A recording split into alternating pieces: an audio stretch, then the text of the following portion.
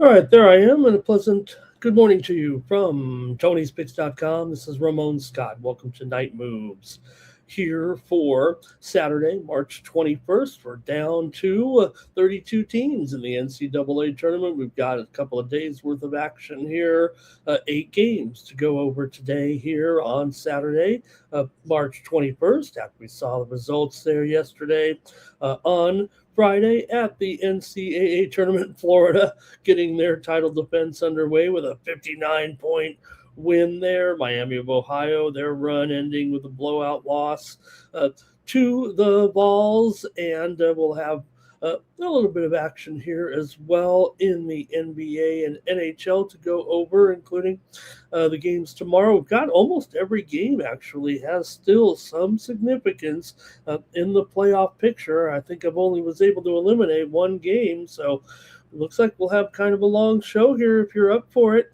We're going to talk NCAA basketball first, though, here, of course, and some of the best games of the day, including Kentucky over Santa Clara, 89-84. The first game was the best game. If you slept through that one, you missed the best one. Got a lot of ugly games after that. There were some good ones in there, but both teams hitting those three-pointers in the last 10 seconds of regulation. Kentucky hitting that real bomb there to send it in overtime. They really were never getting it done until they got that bucket and then kind of got the win there and the cover in overtime. Make no mistake, as Kentucky was the team that eventually got the money in that game. Here we did have them on Night Moves last night there in the win over Santa Clara there in that one. Also, they'll play Iowa State on Sunday. Bad beat if you had Santa Clara in that one.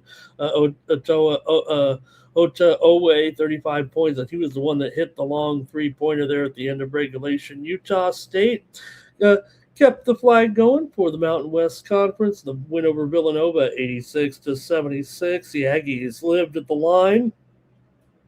28 of 36. Villanova just 6 of 13 there in the Mountain West facility there in San Diego.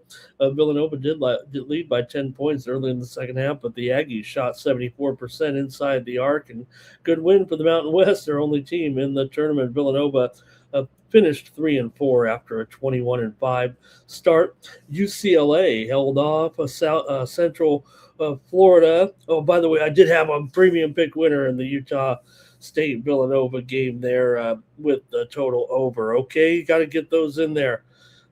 UCLA over Central Florida, 75-71. They did not get the money, by the way. Bruins won 5 of their last 6. Central Florida just 5 of 16 from the free throw line. They did beat the Bruins on the boards, but UCLA advances to play Yukon. On Sunday, uh, Cal Baptist held the covered against Kansas there yesterday. We had Cal Baptist here on the show. I also had a premium pick winner on the under in that one as Kansas got the win 68-60. Kansas led by 26 early in the second half, but Cal Baptist, they got the back door. They fought back, got within 6 points within 2 minutes actually there. Darren Peterson, top heavy Kansas here. I don't think they can do it with just him. 28 points. He outdueled Dominic Daniels of Cal Baptist, who had 25. The teams really couldn't make any 3-pointers. They were combined 8 of 36. So not shooting well enough probably to keep it going there, but I had that game zeroed in for sure. Virginia over Wright, 82-73. We did have Wright State here on Night Moves last night for our winner on the show, as Wright State led by 5 at halftime. Virginia was 50% though from 3-point range, and there were 58 2-point field goals in the game, 57 3-point field goals in the game. The shooting wasn't great. Virginia will play Tennessee on Sunday. Jakari White, 26 points off the bench in 24 minutes for the Cavs. Also here, Iowa over Clemson, 67-61. Iowa never trailed, dominated the boards, and their star player Sturz. Sturz, he played all 4 minutes, just 4 of 17 from the floor, but Iowa gets it done there. Clemson went 4-7 in their last 11 games after a 20-4 start. We Hawkeyes in Florida on Sunday. UConn beat Furman behind Terrace Reed, 31 points, 27 rebounds for the Connecticut Star. And UConn shot 67% from inside the arc. Huskies led by 4 at halftime, and they went on to win that one over Furman there yesterday. But hey, give Furman a lot of credit there in that game last night, losing by just 11 points there. And we did have Furman here. Let's see. Oh, no, I had the total on that game. Bo had Furman there. I remember, Bo had Furman there on the drive-through today. Bo, it's take Furman plus 20. Good job by Bo. Miami over Missouri, 80-66. The Hurricanes led by just 1 at halftime. Cruised for the win. We did have the over here on the show yesterday as our winner there. It did go likely over. Depends when you got it there yesterday, but here on the show we talked about the move down to 145, so that one was pretty close. Might have fell right in between for some folks there. It landed 145, opened as high as 150, did close even some places as low as 143, 144, so did land right in the middle. We went over in that one. Feels like we got there last night with Miami over Missouri there in that one. It was Alabama over Hofstra, but Hofstra got off to like a 10-point, double-digit lead Hofstra got off to, but Alabama shot 64% inside, and LeBaron Philon picked up for their missing player. Now we find out that all of his transactions were on his phone, all of his deals. they got some evidence there, but it was Alabama getting the win, 90-70 there in that one. Also, Tennessee over Miami of Ohio, 78-56, as the Vols led by 19 at halftime behind Jacoby Gillespie, 29 points and 9 assists. Miami, great run, end up here 32-2. Very great job there by Miami of Ohio there, but Tennessee got the money, make no mistake there in that one. Texas Tech over Akron, 91-71, a blowout there for Tech. Also, St. John's routed Northern Iowa, 79-53. Northern Iowa actually made a brief comeback in there. St. John, no one on St. John scored more than 14 points. I think that's what makes this team so tough. And St. John's and Kansas will be an interesting game on Sunday. I like the Johnnies in that one. Arizona crushed LIU. There were some bad games late on Friday in some of these mismatches here, 92-58, as we had Arizona here on Night Moves last night, laying the 31 points in that one. No problem there for Wildcats. Iowa State crushed Tennessee State. Another winner here on uh, night moves last night. We had Iowa State winning this one by 34, although Justin Jefferson, the Cyclones' big man, sprained ankle very early in the game. He left that one, so we've got to keep an eye on his status. But Tennessee State at least made the tournament, and Purdue crushed Queens 104 to 71. Man, things were getting ugly there late night, weren't they? It was Purdue rocked there. Braden Smith became the NCAA's all-time assist leader in the first half of that game. And Florida crushed Prairie View. As we said, they'll play Iowa. All right, good game, good day of action. Hopefully you guys came through with some winners there in the NCAA tournament. We did have some winners also here in the NBA last night on the show, including the Detroit Pistons minus the points against the Warriors. That was a winner here for us on Night Moves. We also had the under with Atlanta and Houston yesterday. We went under here on the show in that 117 to 95 win there as the Rockets blew out the Hawks. Also, winner here on the show last night, Portland and Minnesota game to go under 108-104. It was the Blazers over the Wolves there last night as our winner there in that one. And we scored somehow, got there with the under. Toronto and Denver was 236.5 when we were on the show last night. It finished 236. It did close a little bit higher. You may have gotten there with the win there with the Nugs. It landed almost right on the number. In fact, the Raptors may have gotten the number in the end at 6.5. There's the Nuggets won it by 6. All right, NHL, we did have a couple of winners here on the Night Move show there yesterday, including the Anaheim Ducks getting the win there against the Utah Mammoth there late night. It's a 4-1 win for Anaheim. All right. Going to get ready and preview 8 basketball games here, but I do want to say hello and thank you to everyone in the chat as we get ready to preview the games. But I'm also going to take you over to Tony'sPicks.com and see who did well on Friday, who's ready to go with their picks here on for Saturday. Let's head on over there to Tony's Picks. But first, hellos are in order with who's here. It's Tim M. Thank you. He's got UConn and UCLA there. Tim says, and Shaq is here, giving us his plays early here. Let's see here. He's got Houston, Duke under, Michigan State, Texas, and the Magic. Thank you to Shaq for stopping by. He's all UCLA also on Sunday against UConn there. Cal Dogs here ready to go. I think he's got the I think these were the winners he had there from yesterday.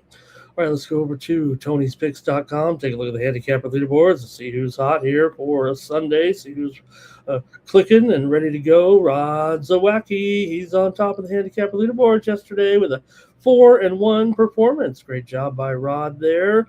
David Racy, 3-1. Double Shooty, 3-1. Hollywood Sam wins his only play. Of course, Al Ninos, a winner a day, will keep you in play. Bo Dunn, 2-1. And Brian Bittler, 2-1. Mills Young, 3-2. Where's Ramon? I had some winners there yesterday. I'll go over them in just a moment.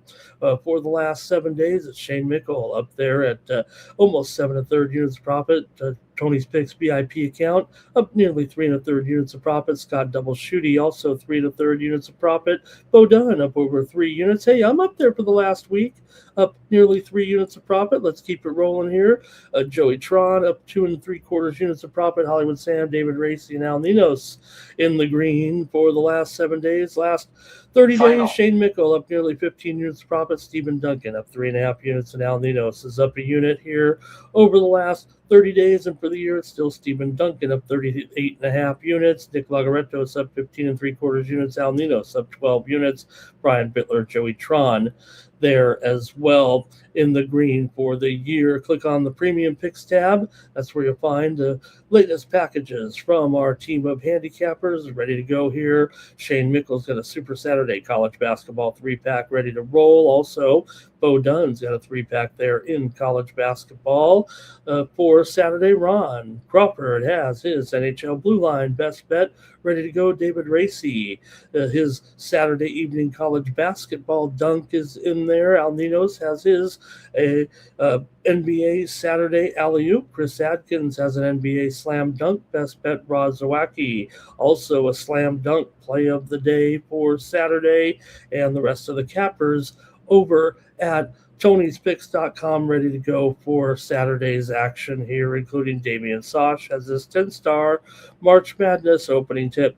Click on the All Cappers tab, find the handicapper of your choice, and that's how you get signed up. Click on their handicapper profile page, and you can see their past performances and past records here. You see some of the sports that I specialize in so far, showing profit in soccer, tennis, NBA, college baseball as well. And I had some winners here. I know I had there on Friday, but looks like a split though, however, with my action there. As I had, let's see here, Santa Clara and Kentucky here. Oh, you know what it was? I think the late games just aren't quite into the system there. I did have some winners late last night. That's what it was. So yesterday here I had a winner with Utah State and Villanova game to go over there. And then I had winners late night there last night as well, as mentioned there in the recap.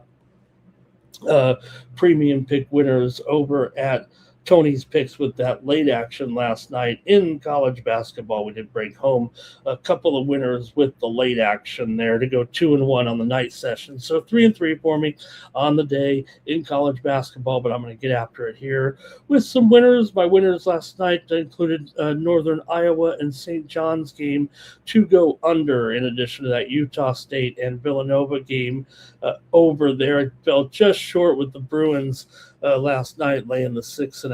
They kept kind of squandering it there late.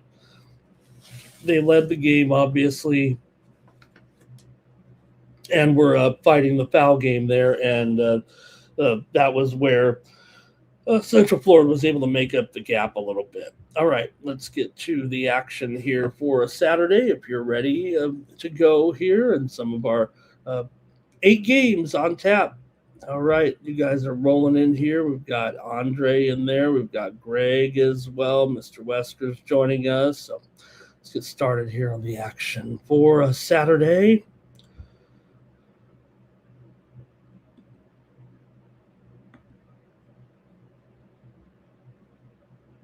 All right, there we go. All right, let's get it going here right now for Saturday's action in college basketball. We're going to roll it in chronological order here. Take a look at the first game on tap. We've got St. Louis Pelicans taking on the Michigan Wolverines in this one from Buffalo. Michigan favored here by 12.5. This is a standalone game to get things started. You know how they roll it in the NCAA television. They don't really know what they're doing when it comes to this round, but that's okay. We like watching it one game at a time, and then we throw in 3 games at a time later on. That's fine. All right. Michigan coming in here, number 1 seed here at the Michigan, number 1 in this region, 31-2 coming in for the Wolverines, of course, coming off of a win over Howard, 101-80.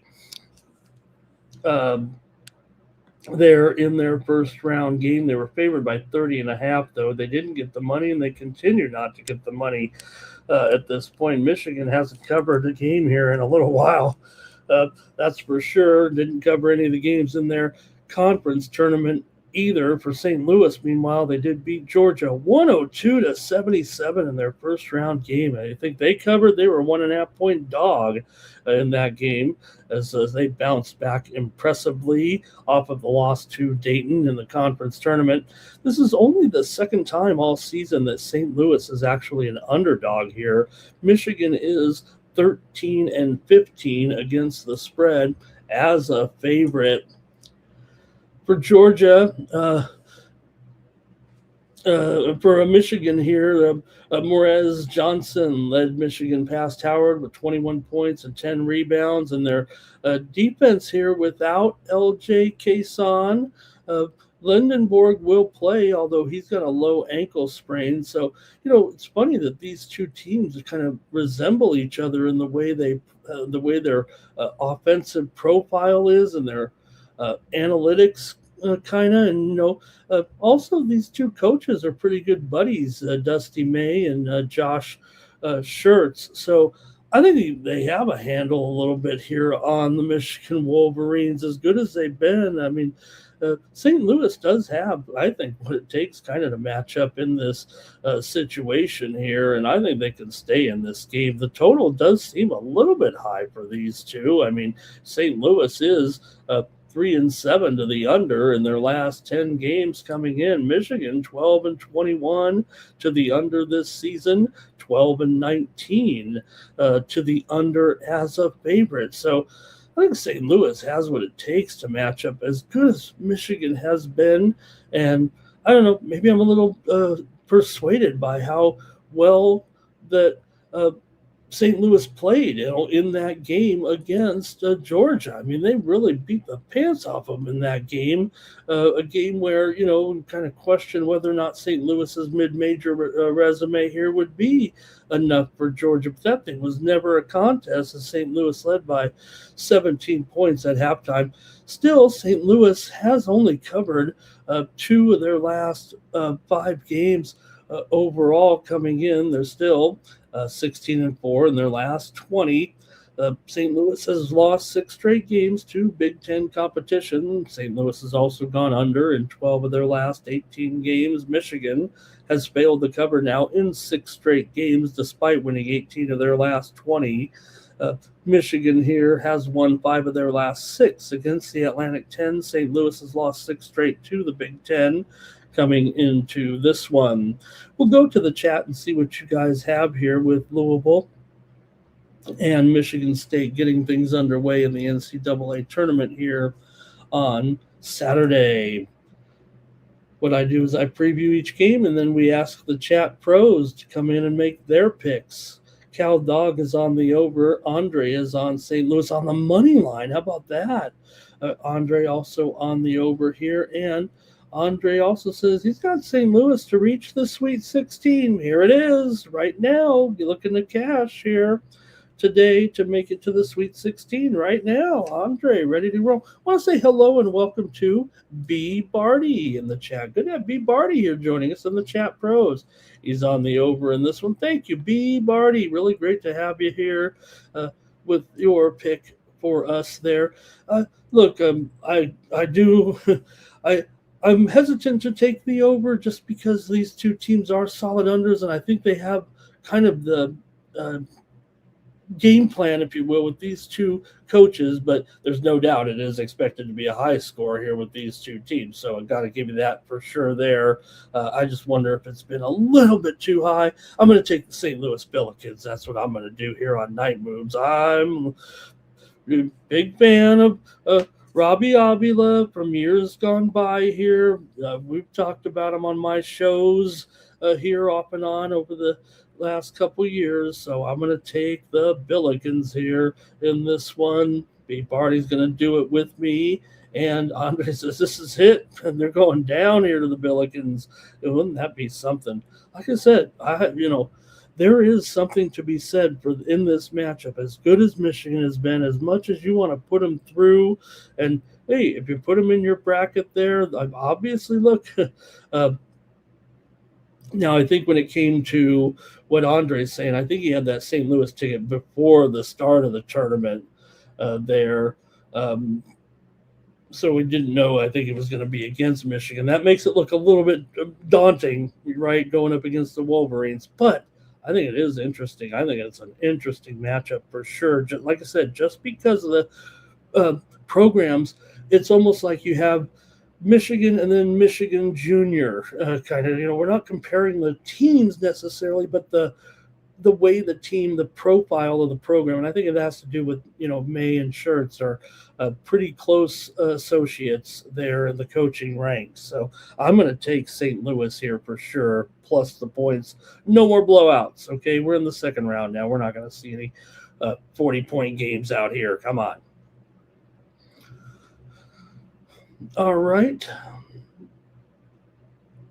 Let's move to the next one here right now and go with Louisville taking on Michigan State. This one here also in Buffalo. And again, because the NCAA, they're such geniuses here, we're going to run another standalone game out of the East region. No big deal. We'll just run the other games all together later on. Oops. Lost my graphic here. There we go. You got Michigan here, a 4.5-point favorite in this one. Michigan State here, 4.5-point favorite in this one over Louisville here in this one.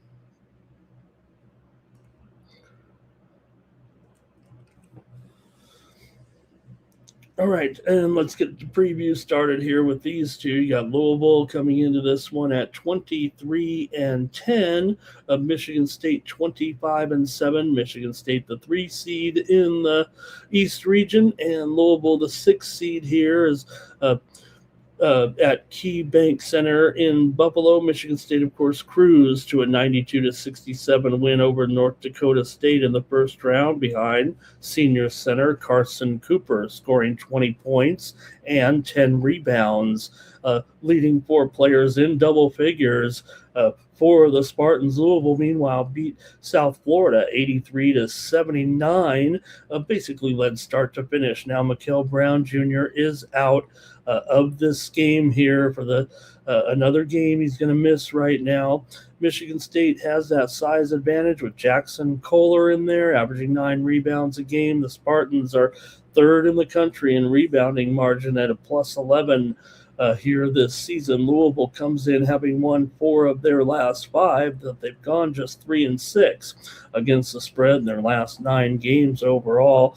Louisville's just 2-5 straight up in their last 7 meetings with Michigan State over the years. The teams haven't met since 2021, but Louisville did win a game back in 2018.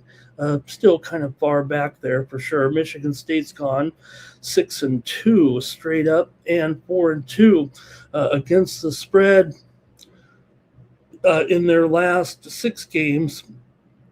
Overall here, Michigan State has gone over in 11 of their last 13 games overall here. Michigan State's 11-1 in non-conference games. Last 3 losses, Spartans allowed 92, 90, and 88 points when they lost, but again, they're pretty much the best rebounding team in the country. Michigan State had a stress-free win on Thursday, up 20 at the half. The Spartans are 10-6 versus teams in the top 50. Last 3 years, the number 3 seeds are 0-6 against the spread when they faced off against number 6 seeds in the second round. 0-6 for the 3 seed against the 6 seed in the second round. Last 4 years, the Spartans are just 2-2 in their second round games. For Louisville, the Cardinals did shoot over 50% from 3 on Thursday against USF. They are number 13 in effective field goal percentage. Louisville went 9-9 versus teams ranked in the top 50 this year. They were 11-2 in their non-conference games. Louisville made the NCAA tournament last year for the first time since 2019 and picked up their first win in 9 years here in the NCAA tournament. Michigan State's just 2-5 against the spread in their last 7 games against the ACC, but Louisville a dismal 1-3 against the spread as an underdog this season. Now, Michigan State has been going over here of late, but in general, they've been an under team this year. Louisville's 12-21 to the under here this season. So I've got to take the under here in this one with Louisville and Michigan State at 151. Give me the under here with Louisville and Michigan State. We'll get the comments from you in the chat. Let's see what you guys have in this one. And let's see here. Izzo's not losing here since Mr. Weskers. And he says, I'm going to go against Izzo here. I'm not talking Izzo up enough. Well, you know what? When you haven't been able to come through like Izzo over these years, I mean, it's been a long time since that last national title. Let's see here. Andre's on the over in this one. And Cal Dogs like in Michigan State with Coach Izzo. And B. Barty says, Michigan State money line, don't get crazy in this one. Go with Sparty, he says. Yeah, I mean, look, 22-3 as a favorite this season. Louisville just 1-3 straight up as an underdog here. I'll take the under, though, as my play in this one.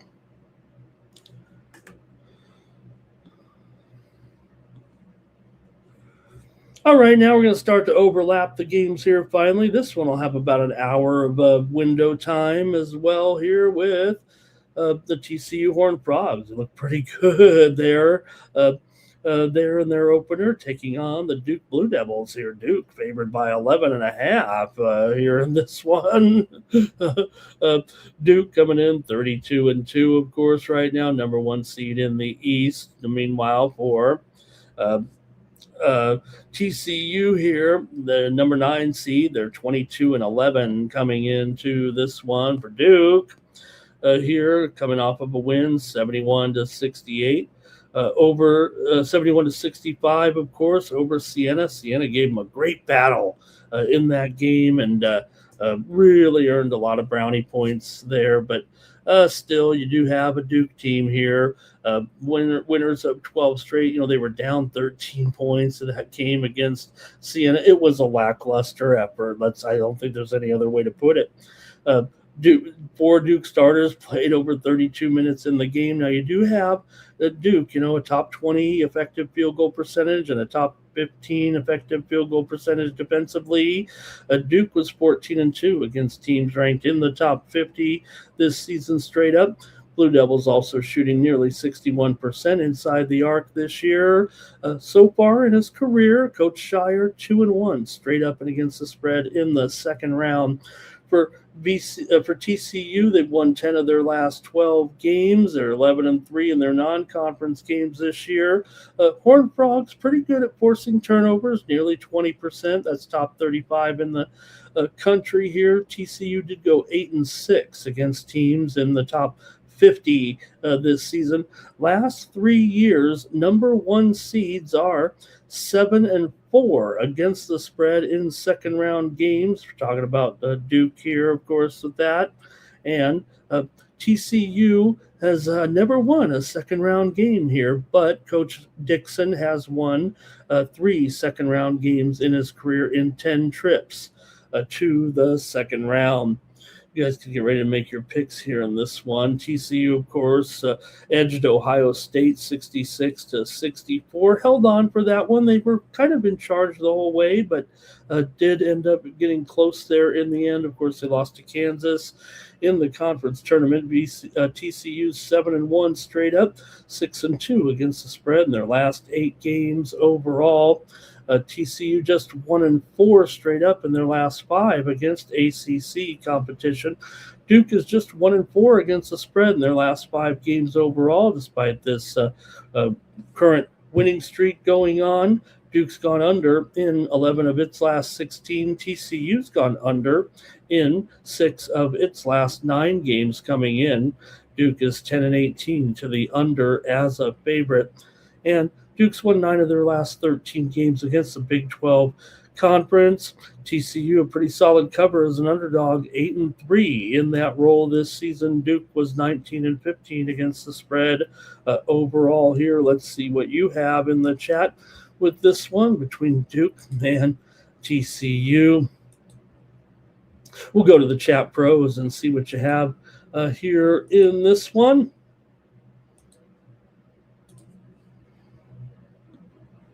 And here we go with our comments.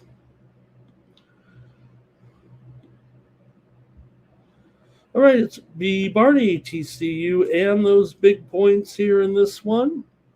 And Mr. Wester says some people have TCU on the money line here. He's tempted to take them as well. Here's Andre, TCU, and the points. And Cal Dog liking the over here. Don't forget, TCU has been definitely fighting a little bit of an injury bug here. Had to rely more on the Boozer brothers, it did seem, here last time with their injuries. You got Ngongba, he's questionable, of course. Caleb Foster, he's out as well. And also they're missing Ifakchukwu for Duke here. Hey, Tones is here. He's got TCU in an upset. Man, you guys are liking TCU here. B. Wardy with his picks here. He's got a parlay. St. Louis, TCU, Michigan State. Parlay him up. And let's see here. Mr. Wesker says that he thinks Duke's Shire gets too much credit, actually. He thinks, because of the success that Duke has had there with Coach K, that with Shire here, it just feels like he's just, he's a former Duke player and everything. So he's Duke born and bred. Rich Stubbs is here. TCU with the points. Duke wins by 5, 6, 7, 8, somewhere in there. TCU can't beat the ACC teams, says Rich, and he loves the under in this one. You really got to love the under in this one. I almost want to take it here, but I do want to take a side with you guys here on the show. But I think I might be looking at that under as well, the way you talk about it there. And you're right. Like you said, TCU just 1-4 in their last 5 against the ACC. I'm taking TCU here. You better believe it, at double digits in this one against Duke. But 140.5, whatever. I'm probably going to find a way to the under for sure in this one. Give me TCU here. I'm in with the chat, I think, in this one.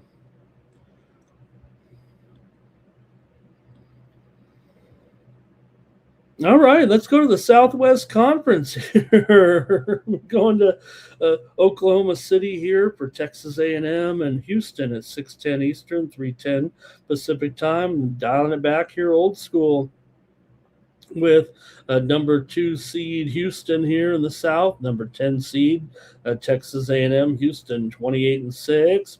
Texas A&M comes in with a 21-11.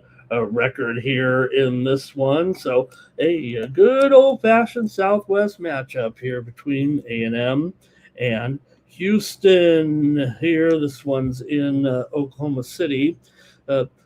The Aggies come in here off of a 63-50 first-round win over St. Mary's, dominated them defensively. Rashawn Agee, 22 points and 9 rebounds. Houston dominated Idaho, 78-47. Kingston Flemings, 18 points. Emmanuel Sharp, 16 points. These two teams, they might have played a few times in their series history. Houston leads the all-time series 54-32. The Cougars have won 8 games this season at neutral venues here. They were kind of terrors in the preseason there a little bit. You talk about this history of this series. They did actually meet last year. It was 100-95. Houston got the win there in that one.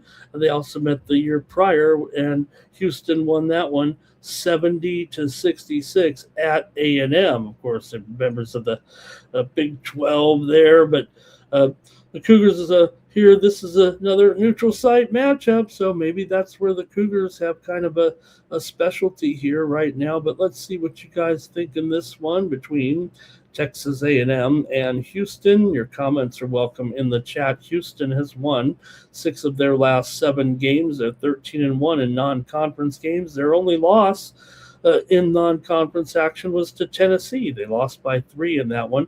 Cougars are a top 15 team at forcing turnovers. Last 2 years, number 2 seeds are 6-2 ATS in the second round. Houston was 10-6 versus top 50 teams this season, and Houston's made it to the Sweet 16 in 6 straight tournaments.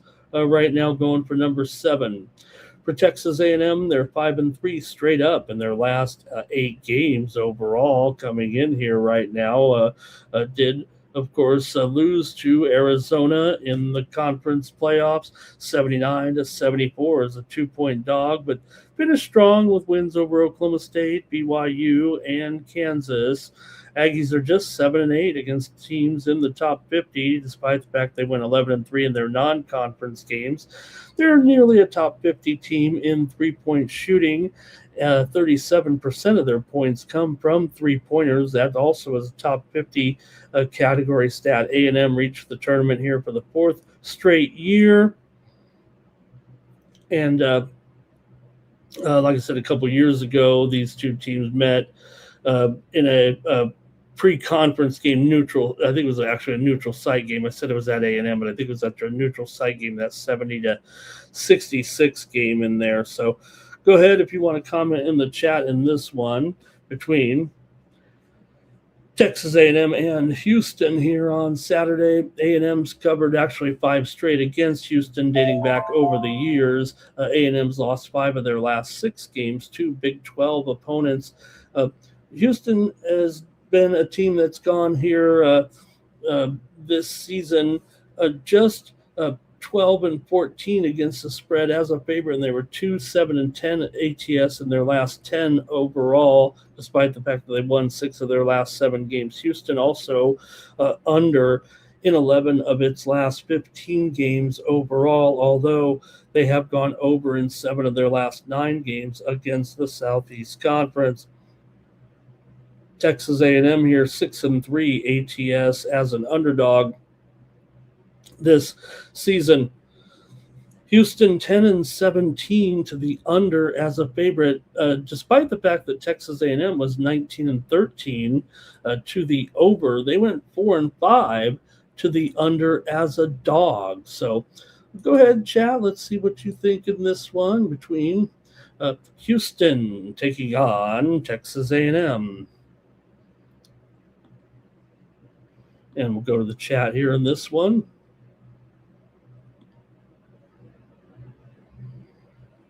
Let's see here. Okay, Mr. West was like Texas there in their game against Gonzaga tonight against the spread. Rich Stubbs is on Houston here in this one, minus, I think he means minus 11 there. Andre says Houston against the spread, go under and under in the first half. Yeah, you wonder if Houston, I kind of went under one too many times maybe in that last game with Houston. And Rich says Houston here, minus 10.5. Cal Dogs on Houston. B. Barty just says take Houston on the money line. And I think that's it. Mr. Westbrook says Texas A&M here in this one. All right. Well, I'm going to take the Houston Cougars here. 11 is pretty daunting here, but I'm going to go ahead and lay it tonight with Houston to beat up on Texas A&M here. It's 11 here. I think it opened lower than this. I think it opened around 9.5 or so. Yeah. And man, it's only seemed to take action here. Feels like the move is mostly on the under, and that's kind of what I like too. But I'm going to take Houston here minus the points against A&M. And Shane Buchholz is here. Nice to have Shane in the chat. He says, Houston, the big dog, got to eat. He likes Houston here, it sounds like, in this one. Thank you, Shane, for joining us in the chat.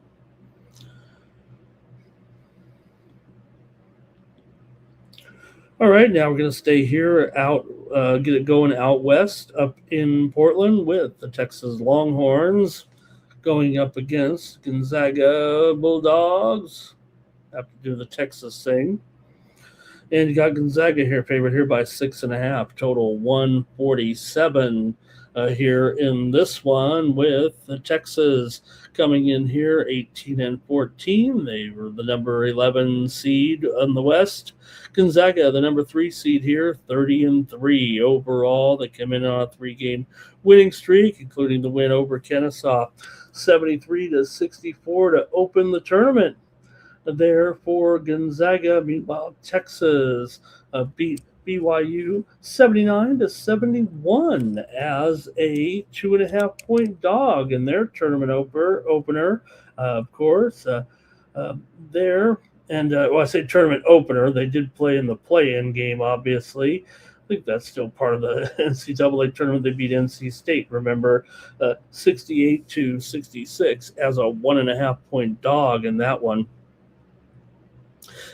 Texas here is 8 and 5 against the spread as an underdog. Gonzaga 16 and 14 against the spread as a favorite. Texas barely made the big dance after losing 5 of their last 6 games, but all of a sudden here they are with a couple of wins. You got Mattis Bocatatis recorded 23 points and 16 rebounds in the win over BYU. Gonzaga definitely had some first-round drama there, narrowly defeating Kennesaw State 73 to 64. Like I said, I think that this Gonzaga team might be, you're never going to say the worst team because they're still Gonzaga, but this is probably the least best team I've seen out of Gonzaga in several years, if not many years. Braden Huff remains sidelined, of course. He had that season-ending knee injury in January. I mean, that took out some big points out of the lineup here for sure for Gonzaga. There, and Trey Orr of Texas, he is out. The forward is going to miss this game. The Zags have won 4 of the previous 5 meetings with the Texas Longhorns, the last one coming in 2022 as Texas won it 93 to 74. They also met in 2021, but Gonzaga won 86 to 74. Both those were preseason meetings.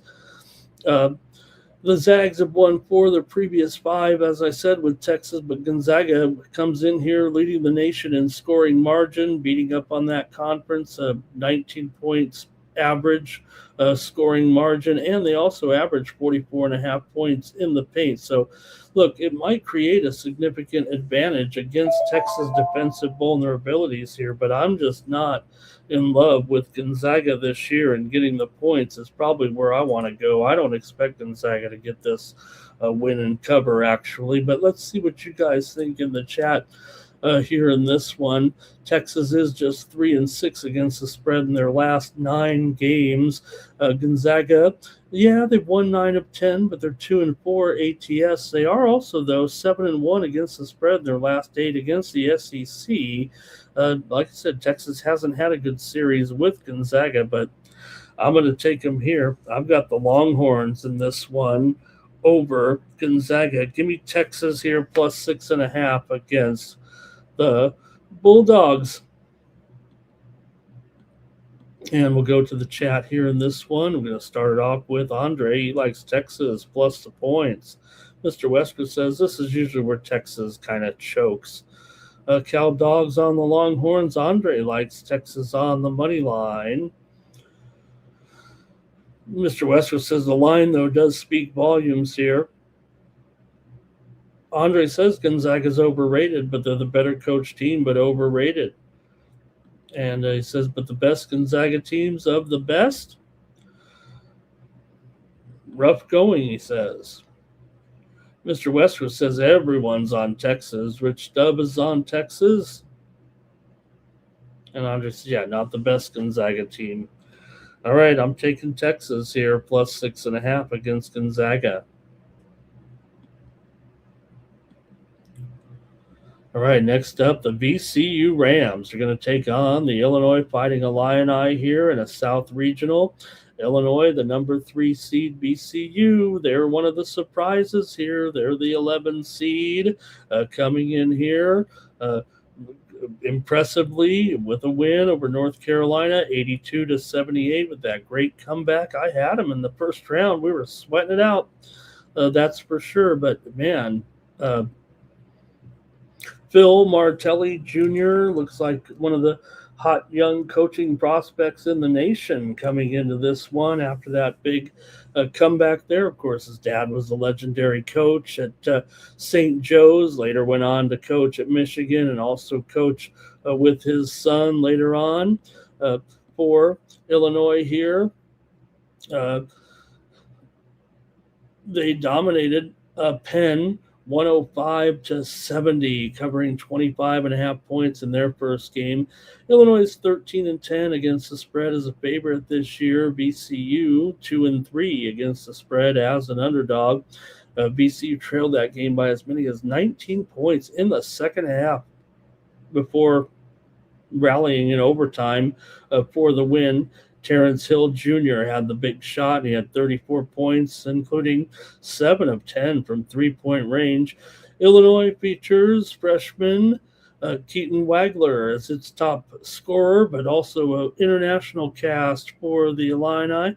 VCU does come in averaging 81.6 points per game on 46% shooting, allowing 71.5 points on 43% shooting. Illinois ranks first nationally in adjusted offensive efficiency at 131.7 points per 100 possessions and averages 85 points per game coming in. Some high numbers here from these two, although they're not totally over teams. In fact, VCU is 1-4 to the under as an underdog.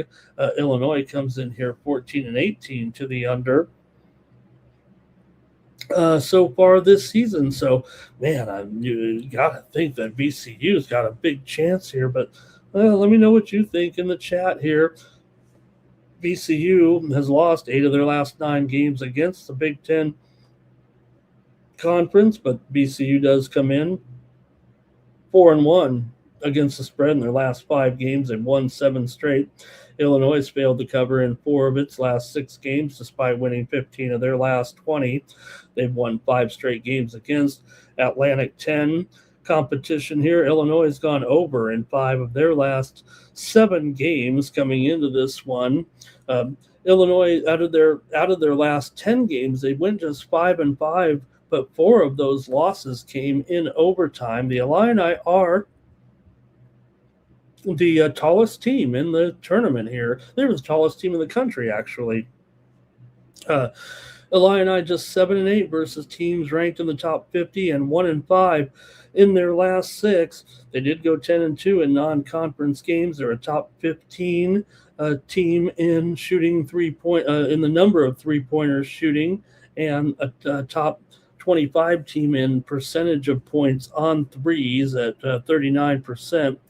They shoot 35% from the arc, though. That's 127th. So they have heavy three-point shooting, but they're not great at three-point. They're good. They're above average, but they probably shoot too many threes in the end.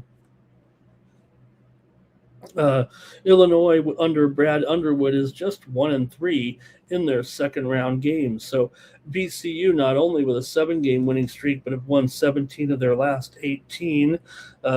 They did play their starters pretty heavily in that game on Thursday. Rams are just 2-5 straight up in their last 7, and in their 7 games against top 50s this year. VCU does shoot 37% from three-point range. That ranks 31st in the country.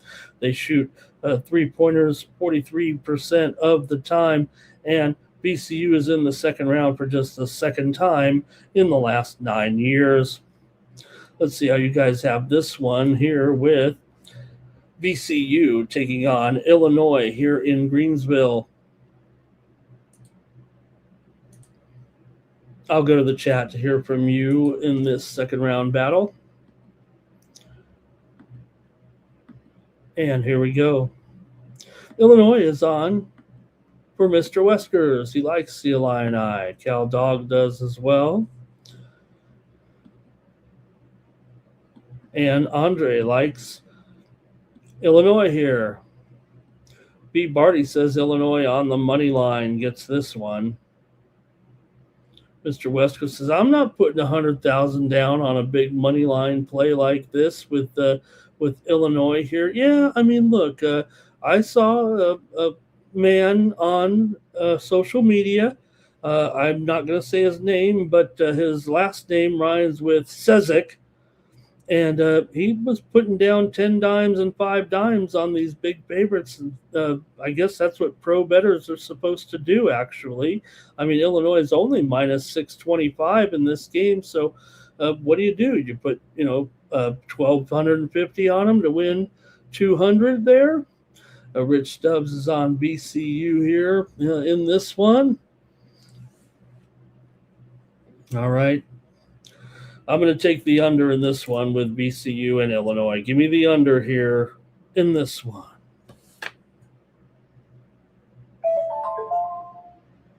We'll keep it moving here right now. We're almost done with our 8 games here in the NCAA tournament on Saturday. Man, it's going by quick now all of a sudden. All right, the Vanderbilt Commodores are going to take on the Nebraska Cornhuskers, South Regional here in Oklahoma City. Game number 2, 8:45 Eastern, 5:45 Pacific time with Vandy, a 2-point favorite here in this one. Nebraska coming in off of their first ever NCAA tournament win. Well, needless to say, they've never won a second round game. But they are garnering underdog here at +2, maybe even +1.5 here coming into this one. Nebraska off of that dominant victory over Troy, 76-47 in the first round. Vanderbilt advanced with a 78-68 win over McNeese. McNeese got the money. You definitely have a contrast of styles here, no doubt about it. Nebraska relies on perimeter shooting and disciplined defense. They average 10.5 3-pointers per game. Meanwhile, Vanderbilt, they come in countering with a high-pressure play. They also lead the SEC in free throws made per game, averaging 18.5 free throws. Free throw makes during the regular season. For Nebraska, Price Sanford, what a game he had, against Troy. 7 3-pointers, 23 points. Meanwhile, for Vanderbilt, Tyler Tanner, their leading scorer, 19 points, 5 assists. He also ranks 7th in the country with 81 steals this season. Vanderbilt 13-9 against the spread as a favorite. Nebraska, though, 4-2 against the spread as an underdog here. Vanderbilt's won 5 of their last 6. They are just 1-8 against the spread in their last 9 games against Big Ten competition. Vanderbilt coming in here for the Commodores here. They did play 7 guys, 4 of them played over 32 minutes in Thursday's win. Vandy was down 11, but outscored McNeese in the second half to overcome them and win, but did not cover. Commodores are 10-8 straight up against top 50 teams. They're a top 35 team in effective field goal percentage this season. I mentioned Vanderbilt, the free throw line. They actually get 21.5% of their points on the foul line. Vanderbilt has not been into the Sweet 16 since 2007. For Nebraska here, they were 12-0 in their non-conference games.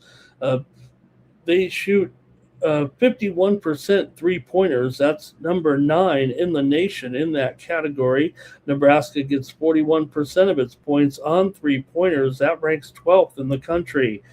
Last 3 years, underdogs are 4-2 when the 4 seed and the 5 seed meet in the second round. The underdog here is Nebraska. Like I said, coming off their first win, though, in the NCAA tournament. I'm going under in this one, please. Give me the under here with Nebraska and Vanderbilt here in this one. Let me go to the chat and see what you guys have, but I'm clearly going to be on the under in this game. All right, chat, let's see here, though, what you have.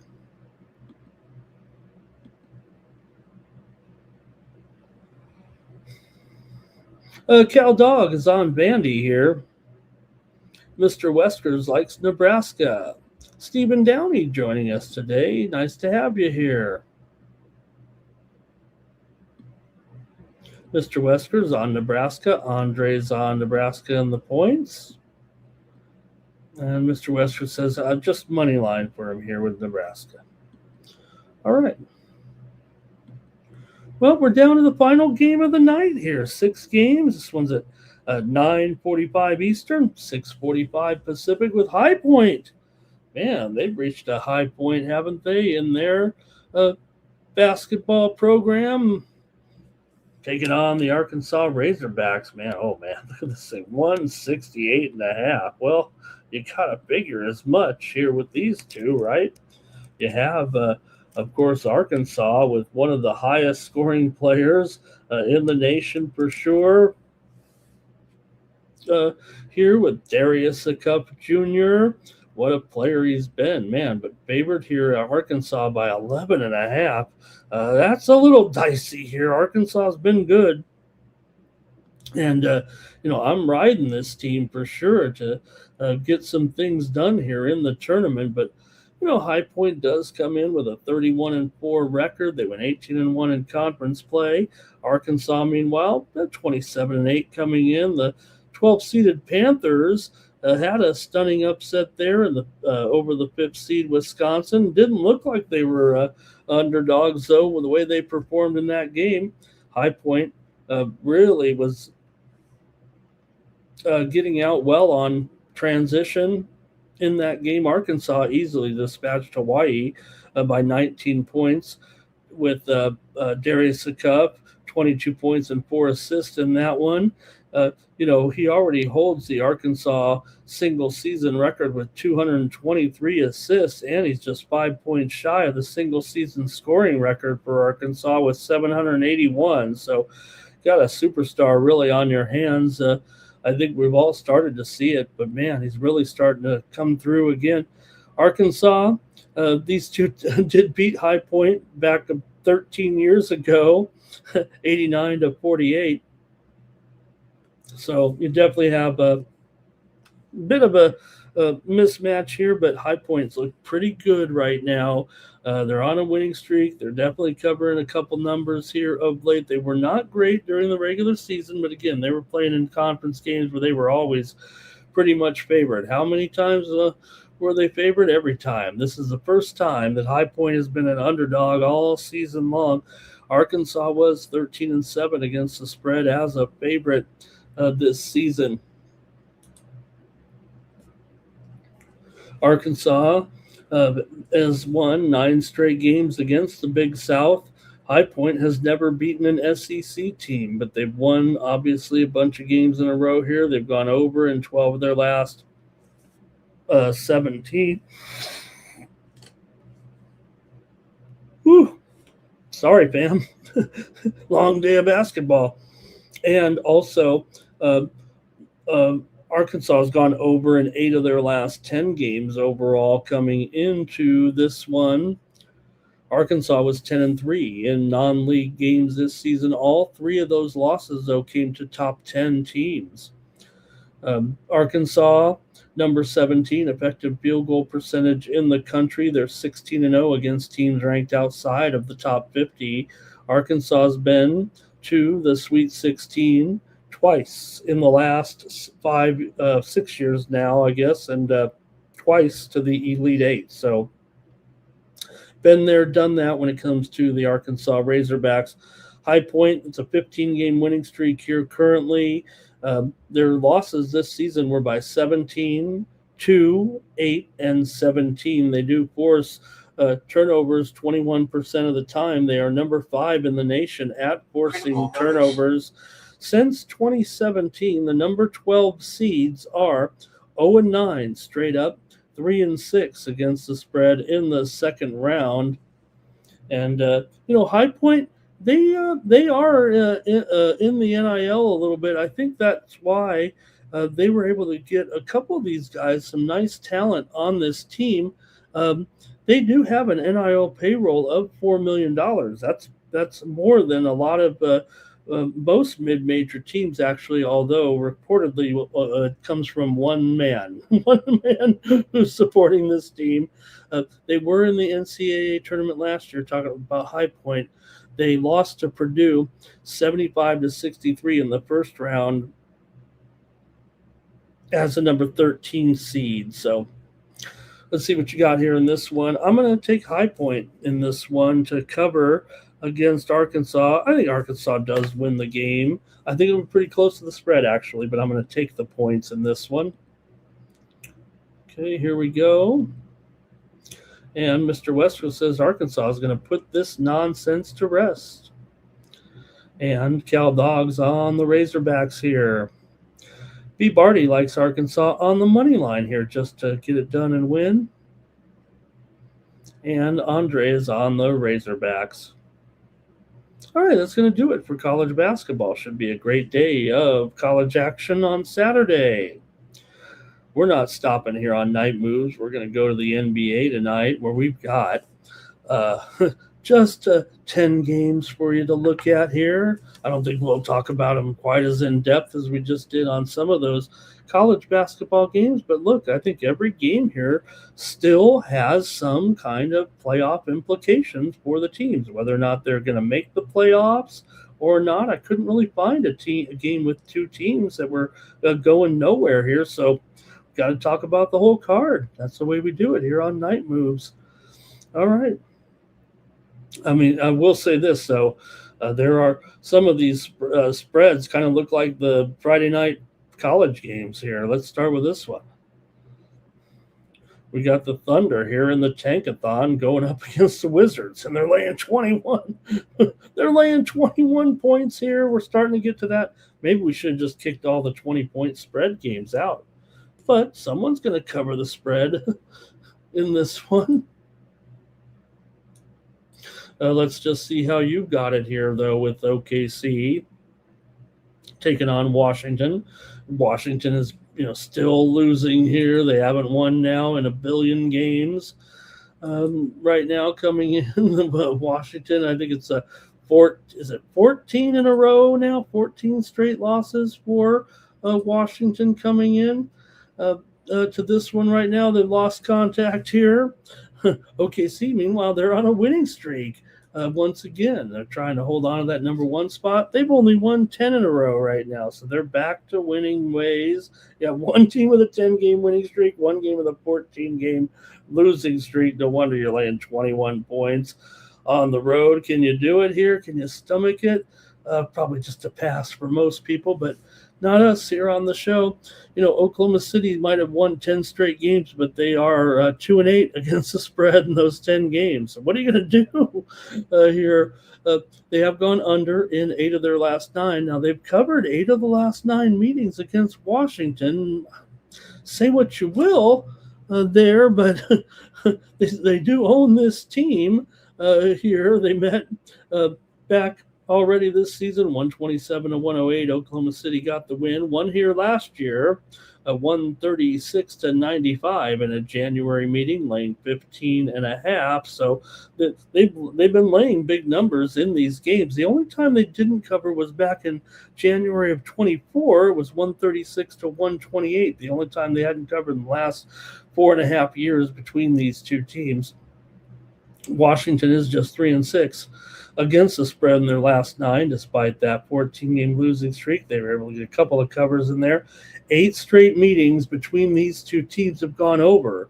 Washington's gone over in 8 of their last 11. Like I said, Oklahoma City's gone under in 8 of their last 9. How will it play out when you have one team playing so well and another team that is not playing well? And like I said, Oklahoma City can't cover the spread. So what type of tempo would it be, considering that Oklahoma City is going under in practically every game right now, but yet Washington is going over? Do you default maybe to that season series where 8 straight meetings between the two teams have gone over?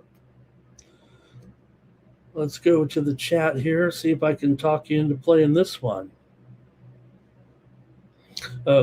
Washington 27-37 against the spread as an underdog, but OKC 30-36 against the spread as a favorite. Even though, Oklahoma City, talking about all these unders, they are 18 and 16 to the over on the road. Rich likes the over here. And Mr. Wesker's going to take the Wizards. You got to draw the line somewhere, he says here. He says he's been doing well in the Tankathon games. Wizards can get the back door against Oklahoma City here. All right. Give me the over in this one. I'm scared. I'll take the over here. I'd probably favor the Thunder, actually, but you guys got some. Hey, Damon's with me. He's going with the over. Thank you, Damon. All right. Feel good now about that. All right, here we go. Next up.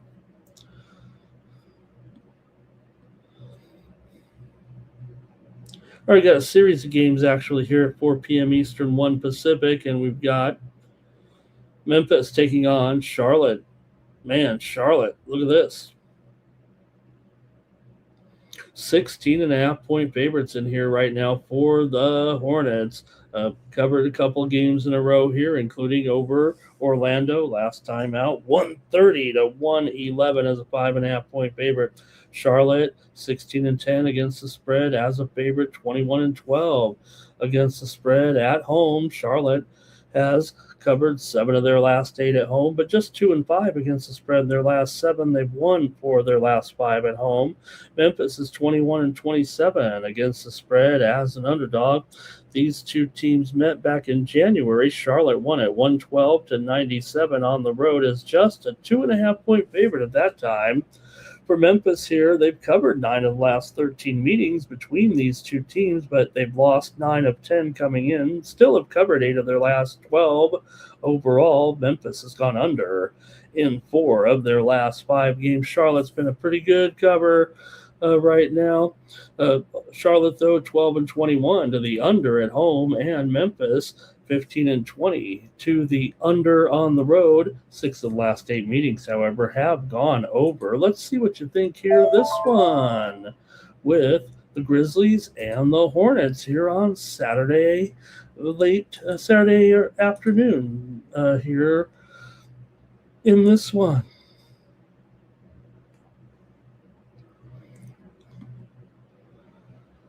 All right. Grizz have been sneaky, says Mr. Weskers.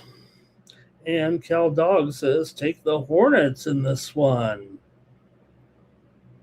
And Damon says, take the over or maybe take the Hornets here to pace these guys right now.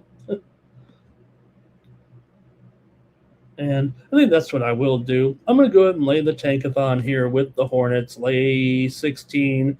Maybe they can get it by 20 or so here in this one. The Hornets are obviously still on fire, making a big push. The other teams in the East have played so well that the Hornets really have not been able to get out of 10th place yet. They're still 2 games behind Philadelphia. So, like I said, I think they still feel motivated. They're not only 2 games behind Philly, but also 2 games behind the Heat, 2 games behind the Hawks. So they've got to try to catch those teams. Like I said, and keep saying, you got to get to 8th place, man. You got to get to 8th place. Larry Martin is here today. He thinks over and Hornets. Nice to have Larry here.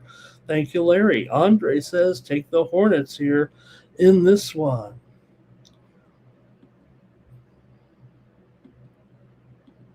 All right, Lakers and Magic here in this one, 4 p.m. Eastern or 7 p.m. Eastern, 1 Pacific.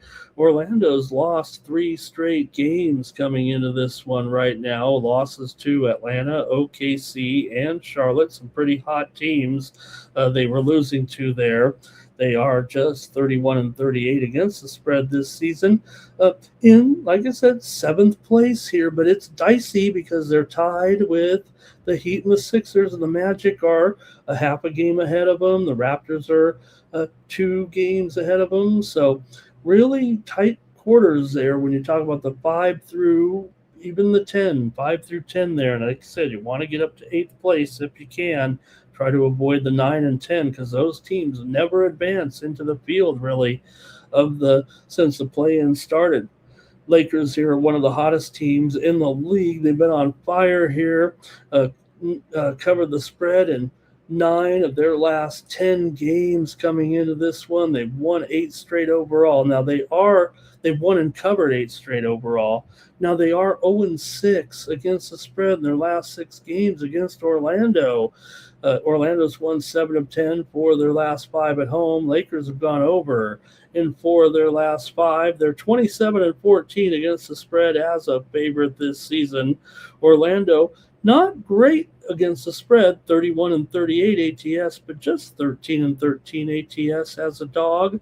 Orlando's gone over in 15 of 26 games as an underdog coming in. So let's see what you have here with the Lakers on the road here, laying a small number. They're covering everything right now. They're beating all comers at this point. Orlando obviously has been, hot here, but no one's as hot as the Lakers, despite what we've seen from these teams, right? Because even the hot teams, they're not all covering the spread like the Lakers are every time right now.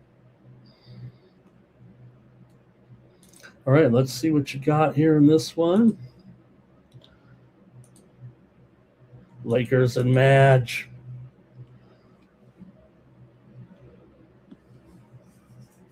Okay, here we go. Lakers here for Mr. Weskers. I think he's not liking the 3 points, though. Mr. Weskers says the Magic could be heading downhill here soon. Cal Dog is on the under. Hello and welcome to Stacy Stoltz in the chat. Hello to Stacy. And Mr. Weskers says, don't, right? Hey, not to criticize LeBron on our show, Mr. Weskers. Rich Stubbs is on the Lakers. Pete Barty, though, likes the Magic to knock him off there and take him down. Well, I'm going to take the over in this one, you guys. This one's got to go into the 230s, doesn't it, with these two? I've got the over here. Give me the over in this one with the Lakers and the Magic. I know the Sharps are going to be all over the Magic in this one, and we're waiting for the Lakers for their more so for their implosion, right? I even went with Miami there the other night after that Lakers sweep of Houston, saying it's got to be over now. They trailed early, came right on past them, right on up, and got the win, and it went over. Man, there were 260 points in that game. Lakers are having some high scores here, 260, 240. Their first Houston game was 192, but Denver game 252, Bulls 272 here. Really some high scores. I'm going to take the over in this one. And let's see. All right, let's keep it moving here in the NBA tonight. Cavaliers are on the road against the Pelicans. Poor Pelicans. It feels like if they had anything going at the beginning of the year, they'd be one of those hot teams right now, possibly battling for a playoff position. But it didn't quite work out, and they're 21 games under 500. Hasn't been a great season for sure here, but they're playing among the best in the league all of a sudden. They've covered 8 straight games. They're 5-1 in their last 6. They're not in the tankathon. They're trying hard. Good for them. Cavaliers here, a couple of wins in a row right now. W's over Milwaukee and Chicago. They didn't cover the spread, though, and they haven't been covering the spread. 1-4 against the spread in their last 5, although they've covered 6 of the last 7 meetings with the New Orleans Pelicans. 5 of the last 6 meetings between the two have gone over, but New Orleans has gone under in 5 straight. Cleveland over in 4 of their last 5. They met back in December. It was 141-118. Cleveland smashed them. They've won 4 straight meetings with the New Orleans Pelicans, but Cleveland, one of the worst spread teams in the league, 19-37 as a favorite against the spread. Meanwhile, New Orleans, 41-29 against the spread, 23-13 against the spread at home. How do you not take the Pelicans here on the money line against the Cleveland Cavaliers? I'll take them plus the points, but man, I like them here to win this game against Cleveland. I don't think the Sharps are necessarily going to totally agree, but let's see what you guys say in the chat. All right, Mr. Wesker says he's taking the Cavs. He's not afraid. Cal Dog's on the Cavs as well. Andre's on the Pelicans here. B. Barty says he'll take them on the money line. Says he's a Pelicans fan. He says they're playing well. All right, let's keep it moving here right now with a good one here. Heat and Rockets up in Houston here, right? You got Miami coming in, one of the hottest things going once again here with their streak here currently. They actually lost 3 in a row, so maybe they have calmed down a little bit. Houston in here off of a win. Victory last time out over Atlanta, 117-95 to snap a 2-game losing streak. They were having trouble covering the numbers actually there for a while.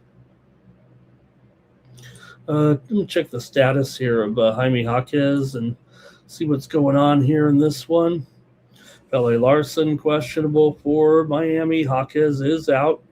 Wiggins is out as well. So some injuries here for the Heat coming in. That's probably bothered them a little bit here in this 3-game losing streak to Orlando, Charlotte, and the Lakers. So they played tough opposition, but haven't really played that well here of late. But Houston comes in off of a win over Atlanta. They were struggling there. I tried to play Atlanta last night, but man, it was all Houston there. So let's see what you got though in this one with Miami. Look, Miami's a 20-12 against the spread as an underdog, 20-13 against the spread on the road. Houston just 13-21 against the spread at home, 25-35 against the spread as a favorite. I mean, those numbers clearly favor the Heat here.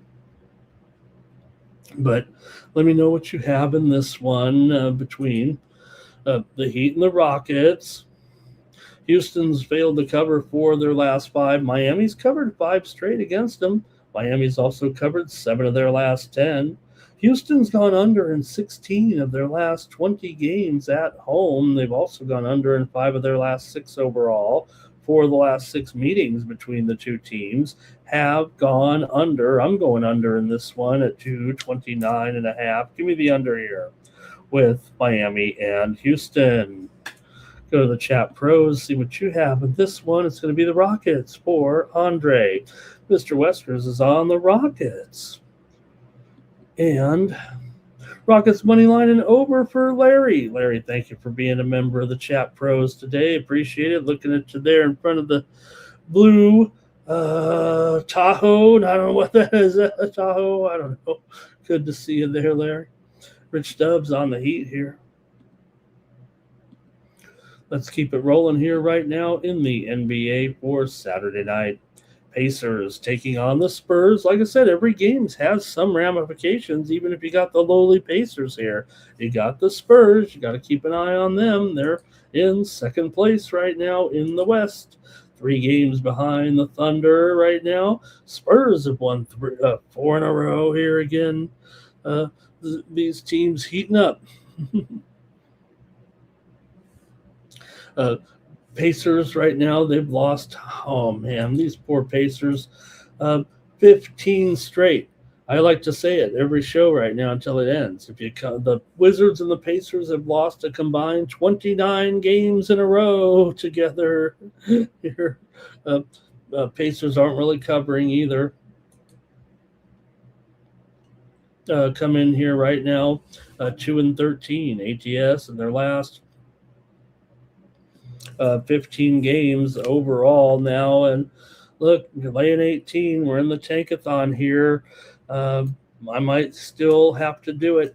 Pacers have covered 13 of their last 17 overall. Now, they are just 2-7 in their last 9 against the spread against Indiana, but probably a different Indiana. In fact, Indiana has failed to cover 5 of their last 7 against San Antonio. So this has been a home-dominated series basically here for the last 10 years or so, maybe even longer right now. Home team almost always wins in this series, although last year they actually did win on each other's home court in their 2 meetings there for Indiana here. These 2 teams met in January. It was 123-113 Spurs winning it at Indiana as a 4.5-point favorite.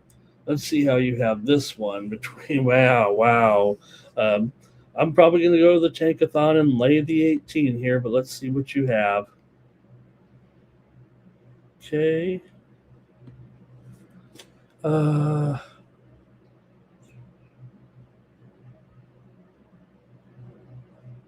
Spurs for Andre. Cal Dog likes the over. Mr. Wester says Spurs. He's down on Carlisle there. And Rich Stubbs is on the Spurs too. Okay, we got some Spurs support. So I'll take the Spurs here and lay 18 points. I'll say they'll win it by 21. Let's keep it moving here right now. We're moving along briskly. Warriors and Hawks here with the Hawks favored by 10.5. The total 229 in this one. For Atlanta here, they had their winning streak snapped last time out. No big deal. They were pretty hot and probably bound to lose. I tried to take them over Houston. Probably should have known better. Houston was needing a win. Atlanta was on such a roll. They still have been pretty hot here, though, have the Atlanta Hawks coming into this one. They've won 11 of their last 12 games overall, covered 10 of their last 12. Golden State, meanwhile, 1-7 straight up in their last 8, 2-5 ATS in their last 7 overall.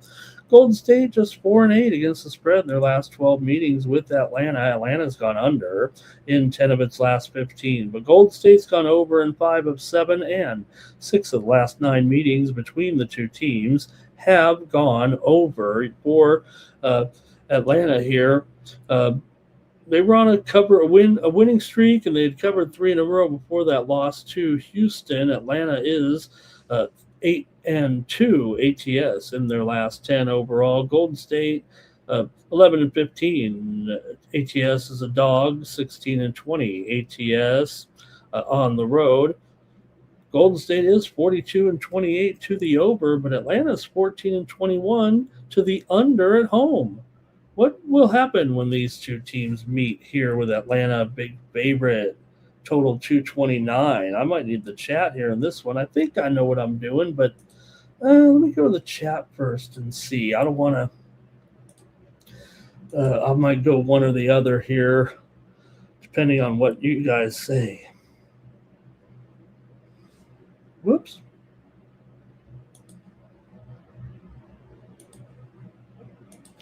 Here we go in the chat.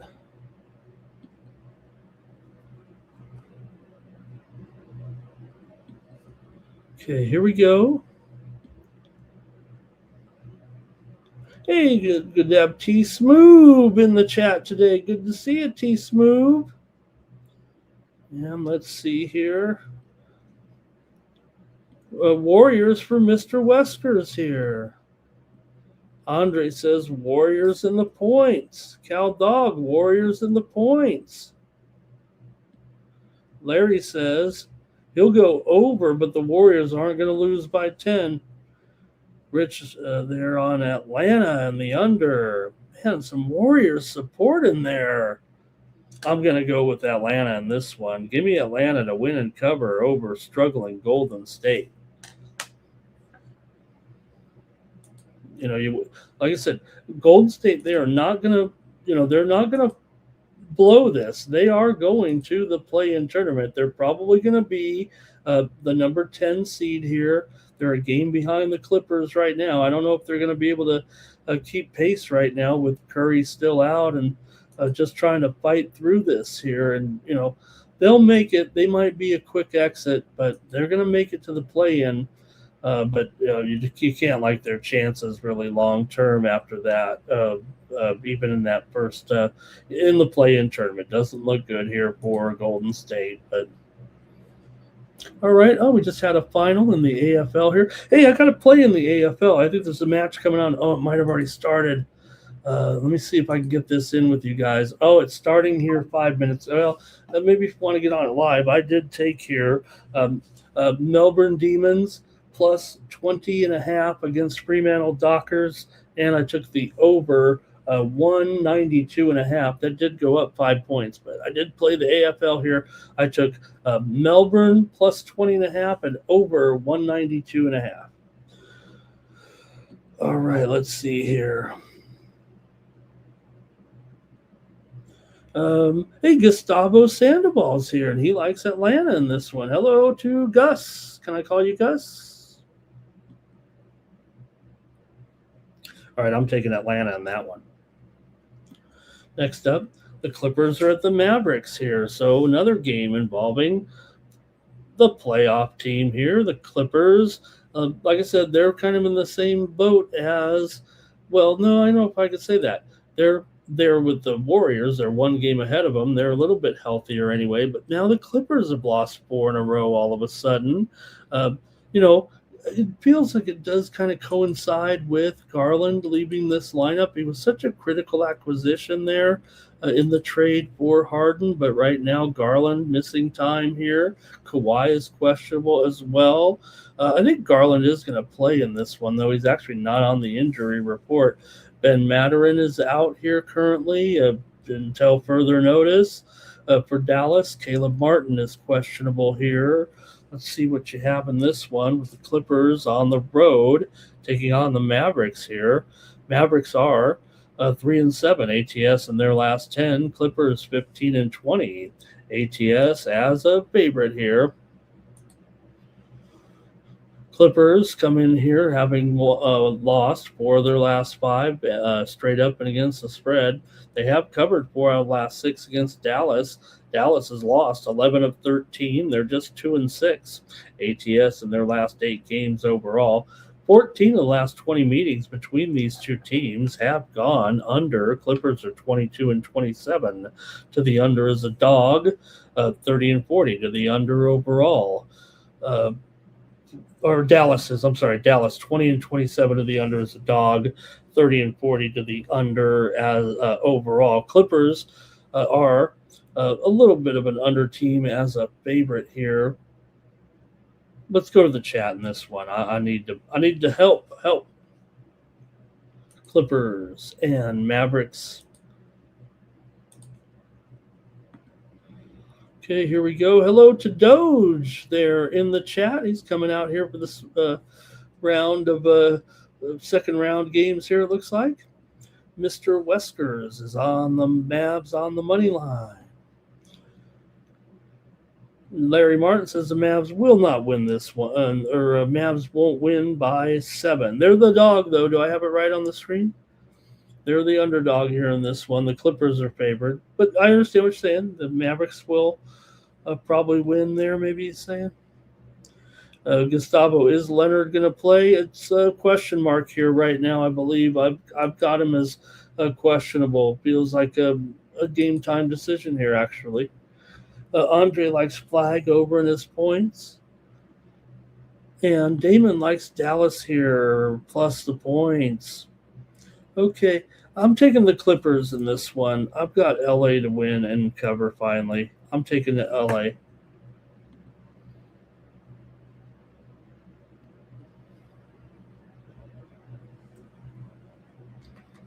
All right, we got a couple more here. Let's see.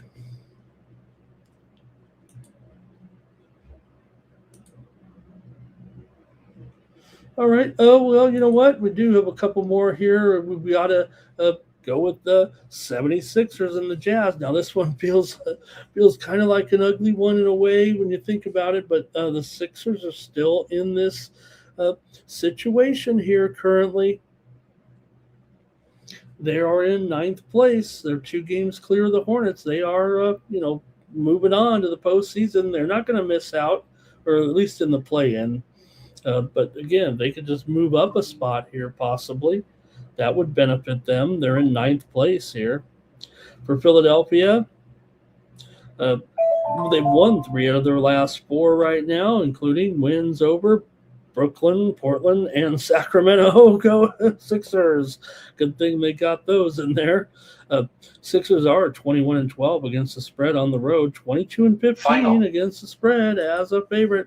For the Jazz here, meanwhile, they are 37-33 ATS. Not bad when they're 21-49 straight up overall. They haven't been a great dog, but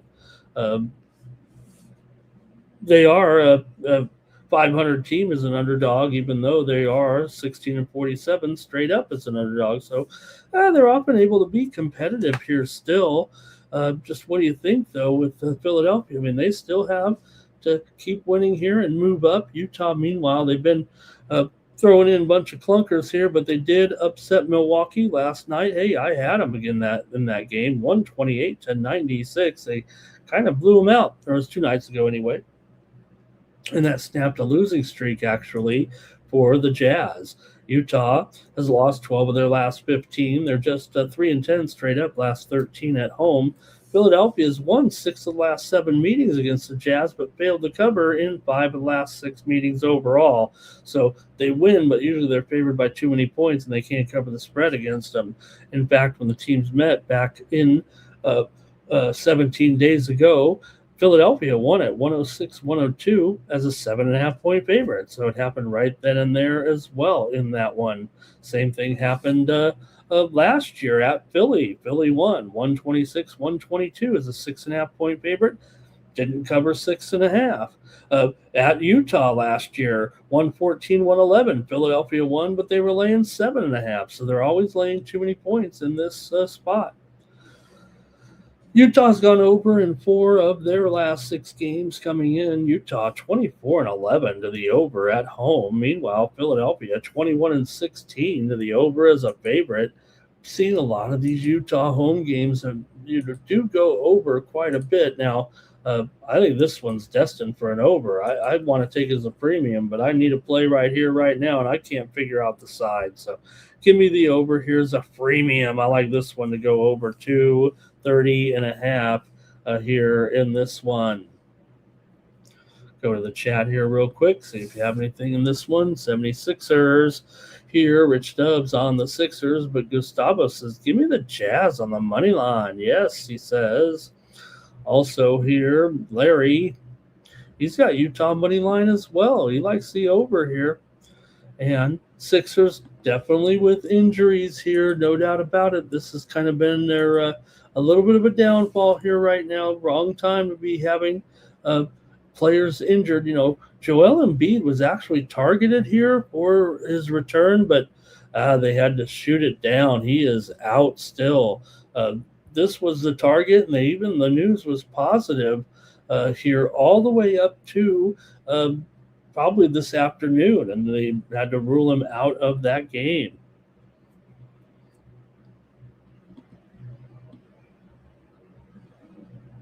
All right, let's see here. Jazz have been playing good here, says Gustavo.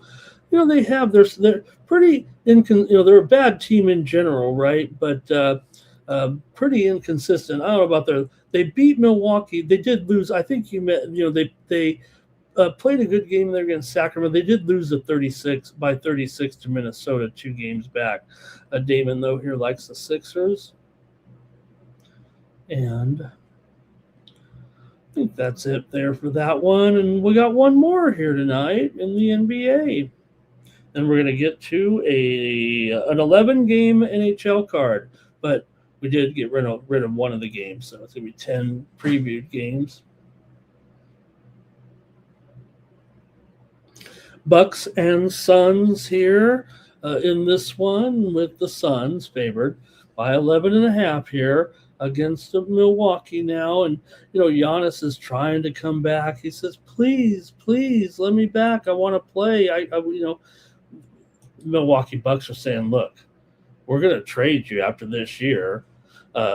You're not going out there. We're not getting you hurt because we need to retain all of your value here, for when we trade you in the off season. So he's not going to come back and play this year, I don't think. Now, here you have a Suns team playing pretty well here at this point, and they are a huge favorite here, 11.5.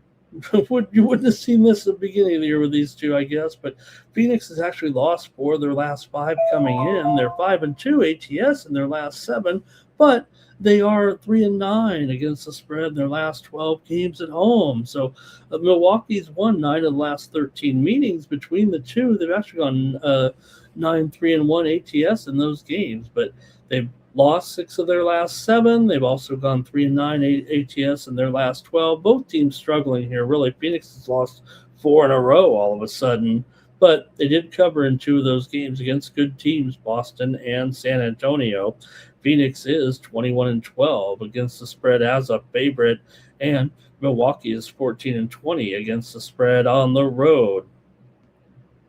I'm probably going to look to the total here in this one, even though you have Phoenix going over in 4 of their last 6. When the Bucks are on the road, they're 10-24 to the under on the road. Phoenix is 10-22 to the under at home. So venue specific, that's 22 overs and 46 unders. So man, you talk about nearly 70% unders with Bucks on the road, Suns at home. I gotta go under in this one. Give me the under here. I think the Bucks are probably going to be struggling to get 100 points in this one, I would think. All right, here you go. And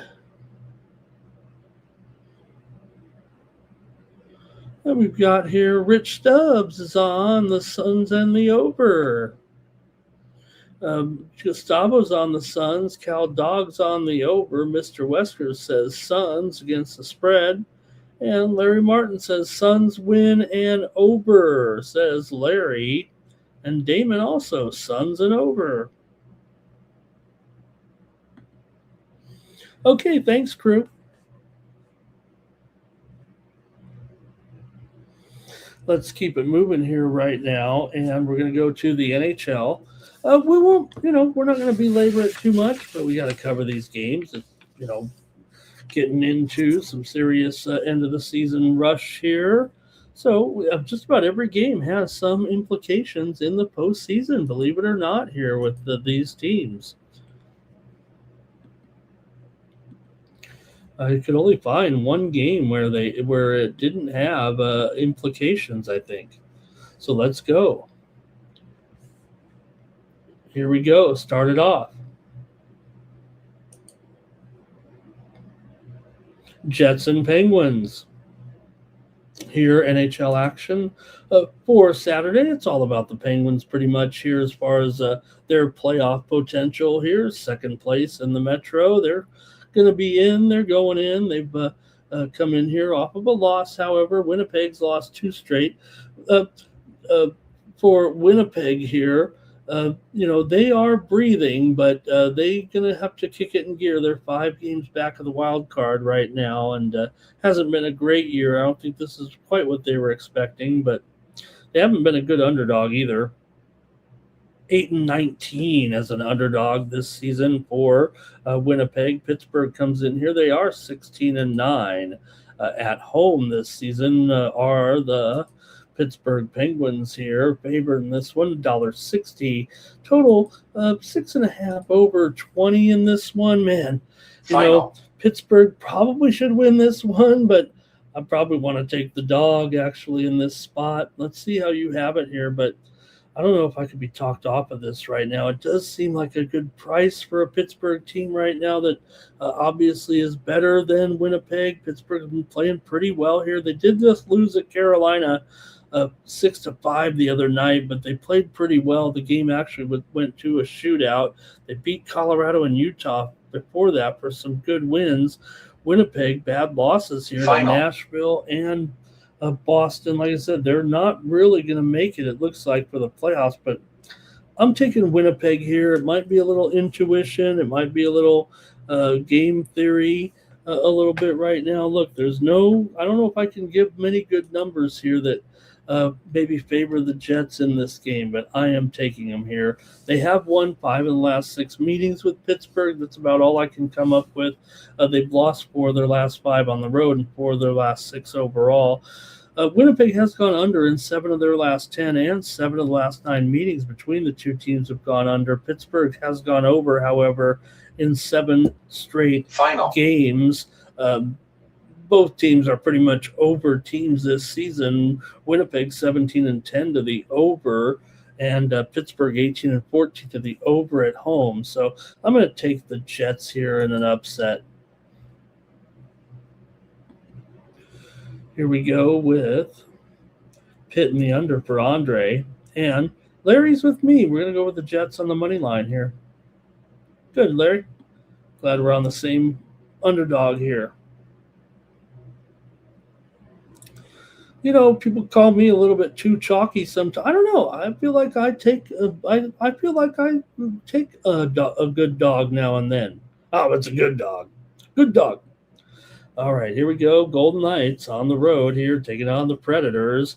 And look, I think we know the Golden Knights, they're in position here to make the postseason. They're still going to battle a little bit. They're in third place in the Pacific, but hold a 4-point lead over the Kings here right now. So I think they'll probably get in there with the third place finish. I would imagine here they're actually only a point behind Edmonton, too. So that's where the battle is between these two.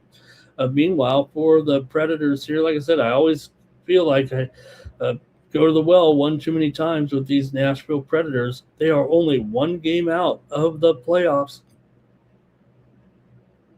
here currently behind the Kings, but they are tied with the Kraken as well. So a little bit of a battle there, but the Predators have won 2 in a row here right now, including win over Seattle. Hey, we were on them in that game. Also, they beat Winnipeg on the road for a 2-game winning streak here. Meanwhile, Vegas with consecutive home losses to Utah and to Buffalo. So Vegas has had some woes here. Nashville, pretty dismal as far as 17-13 as an underdog coming into this one. For the Golden Knights here, they've lost 8 of their last 11 coming in. They've also gone under in 6 of their last 7, including 4 of their last 5 on the road. Nashville's gone under in 8 of 12, but they've gone over in 7 of their last 10 at home and 5 of their last 7 against the Golden Knights here. There's semi-frequent opponents in the Western Conference. Let's see how you have it here with Vegas taking on Nashville in this one. All right. I'm taking the Vegas Golden Knights on the road. I know I bet on Nashville a lot, but I'm taking Vegas in this one. I think they can see the total there. I think if it's going to be a high score like that, I'm going to take Vegas. They just got shut out in their previous 2 games, so I don't know if that's going to happen again. They got lost to Buffalo 2-0. They lost to Utah 4-0. This is the NHL, and I'm going to take the Golden Knights here off a pair of shutouts. Okay, here we go with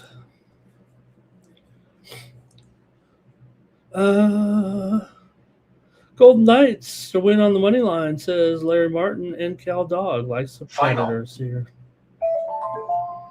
Next up, we've got the Flyers on the road taking on the Sharks. An evenly matched game here. Sharks just a slight favorite in this one. They've lost 3 in a row.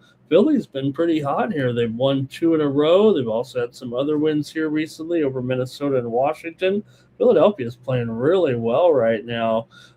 For San Jose, 3 straight losses to Ottawa, Edmonton, and Buffalo here. San Jose is a slight favorite here. Is that right? This would only be the 8th time all season they've been a favorite. And get this, they're just 2-5 straight up as a favorite. Not a great role for these guys coming in.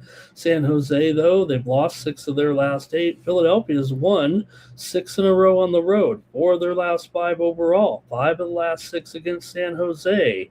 Although San Jose has won 11 of the last 15 years at home against Philadelphia. Sounds like a home-dominated series. Philly's gone under in 12 of their last 15 overall. A lot of under trends between these two, although Philadelphia has been mostly an over this season. That hasn't been the case here of late. San Jose, not only 2-5 straight up as a favorite, but 2-5 to the under as a favorite as well. Philadelphia, like I said, talk about that rash of unders here of late. They're still 27-21 to the over as an underdog, but as the season gets a little later, maybe that's what's been going on here in this one. So let's see, though, what you have here. I'm taking the Sharks in this one. Give me San Jose at home. to kind of snap things here in that losing streak. I'm going to take them to beat Philadelphia and end Philadelphia's 2-game win streak. All right, and let's see here. Sharks for Cal Dog. And Larry says Friars win and under the total there in that one.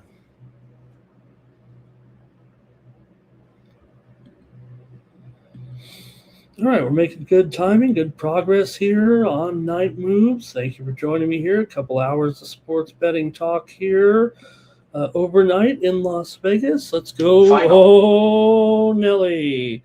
The Buffalo Sabres, winners of 50 straight games. They actually lost a game last week. Remember, I don't remember. They lost to Washington 2-1. But since then, winners over Toronto, Vegas, and San Jose. The Buffalo Sabres.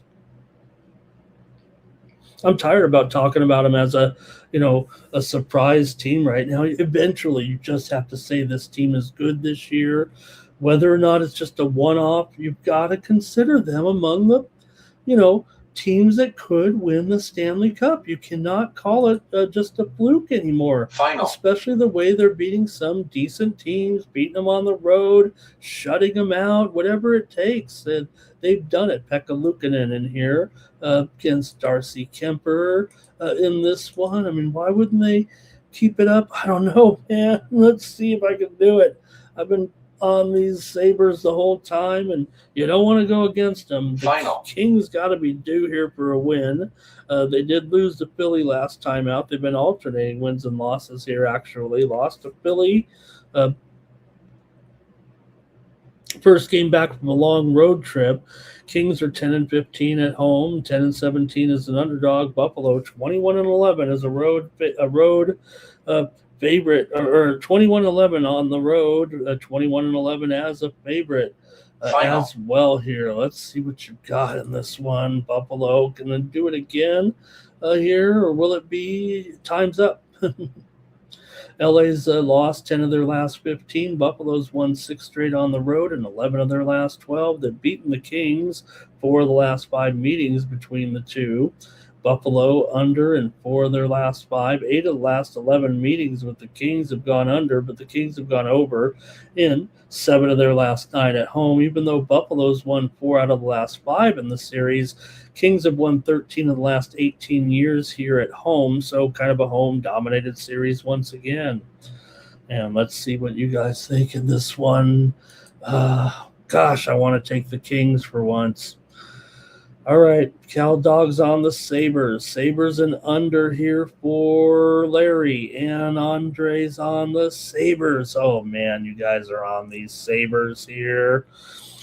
Kings are 9, 17, and 1 to the under as an underdog. I'm going to take the under here. I'm going to chicken out because you guys are on the Sabres. I kind of want to take the Kings, and look, I've been backing the Sabres to no end. I've got them to win the Stanley Cup here, whopping $20 to win $820 way back when.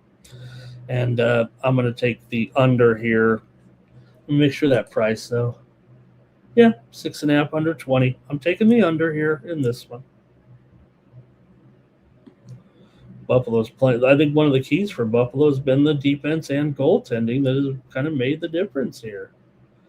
Next up, Stars and Wild here in Minnesota. You got the Stars coming in here on the road currently with the record here for Dallas. Let's see if I got this game right, actually. What time is this one at? 4:07 Eastern, 1:07 Pacific, Dallas. 43, 15, and 10 coming in here. They're coming in off of a win. In fact, they're playing just exactly the opposite of Minnesota here of late. Dallas is 21-7 on the road, 33-18 as a favorite, coming in off a win over Colorado in that huge game. Minnesota, meanwhile, they're coming in off of a loss. They've been playing terrible. They lost to Chicago the other night. They beat Chicago 4-3 to snap a losing streak, then came right back and gave it back with a loss. So Minnesota, also Kaprizov, he's out of this game. I mean, why are we talking about the biggest news of this game. Kaprizov here, downgraded to out. So this looks like a total bargain, in my opinion, with the Dallas Stars right now. You're missing, your best player. Not only that, Eriksson Ek is out as well. I mean, come on, this is a big time now. Rupe Hintz, he's been out certainly, but man, Dallas here, I don't see how you can't go against them here in this one right now.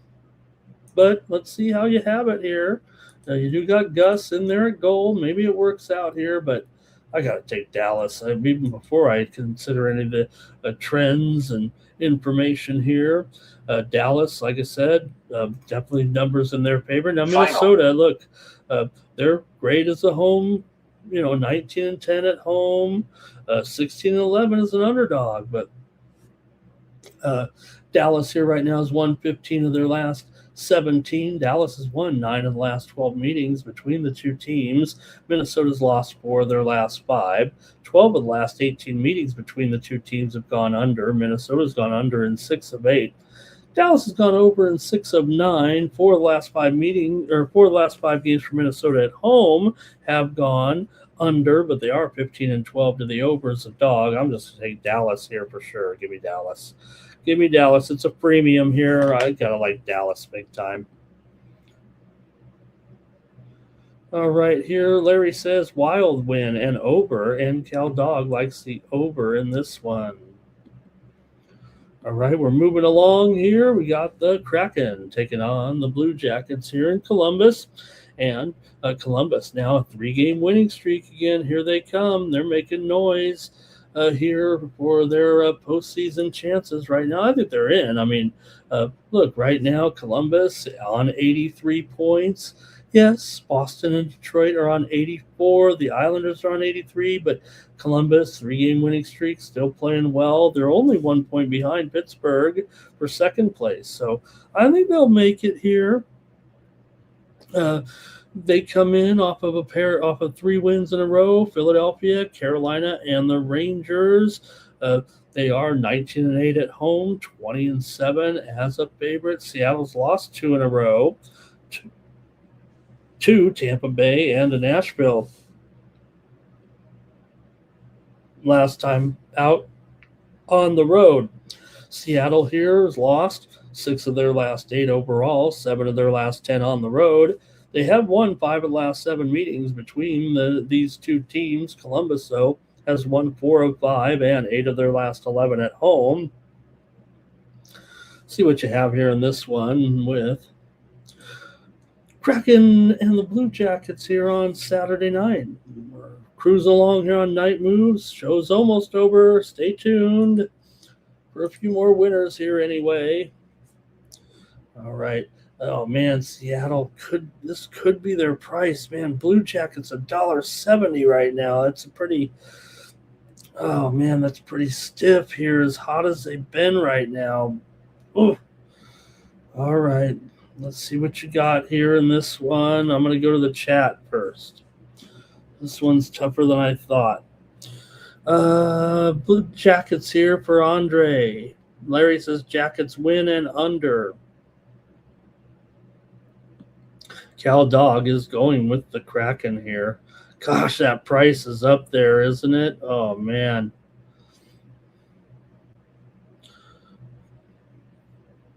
Help.